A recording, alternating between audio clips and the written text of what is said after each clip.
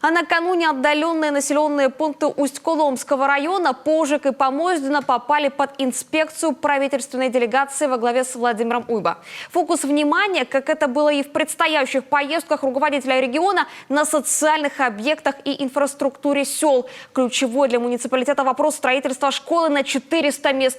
Подробности у Александры Головиной.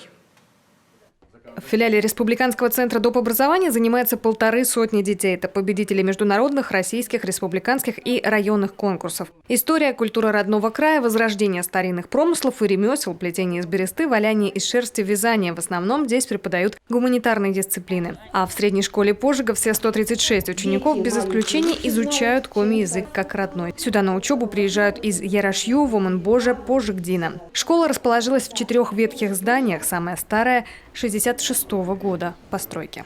Здание школы старое, деревянное, поэтому, конечно, нужно строить новое здание, но для этого необходимо подготовить проектно-сметную документацию. Обсудили с руководством муниципального образования Усть-Коломский район по подготовке такой документации и договорились о том, что если эта документация будет своевременно подготовлена, то до 2023 года, то дальше мы готовы эту школу включать в адресную инвестиционную программу республики.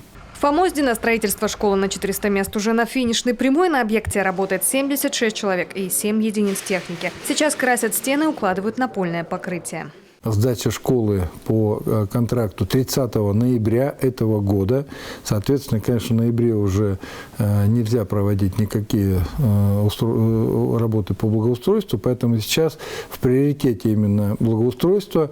До 15 сентября работы по благоустройству должны быть закончены. Интернат для учащихся Помоздинской средней школы имени Чисталева тоже попал под инспекцию главы коми. Здесь проживают ученики из близлежащих населенных пунктов – Пузлы, Якиджа, Ярашью. Ранее пришкольный интернат размещался в помещении 1938 года постройки. Оно не в полной мере отвечало требованиям. Не так давно детей переселили в новое здание. В Центральном парке Помоздино, обустроенном по проекту формирования комфортной городской среды, работы еще не закончены, но сельчане уже успели облюбовать новое место для отдыха. У нас отменили в Сыктывкаре ярмарки выходного дня.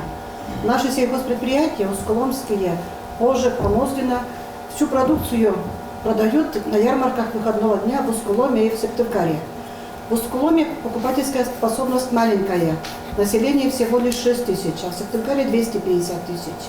И вся выручка у нас идет, так как нет своей сети, и в федеральную сеть попасть сложно, вся выручка у нас идет от ярмарок. Можно ли возобновить?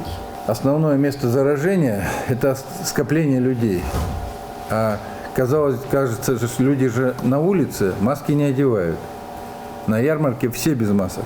А контакт-то плотный.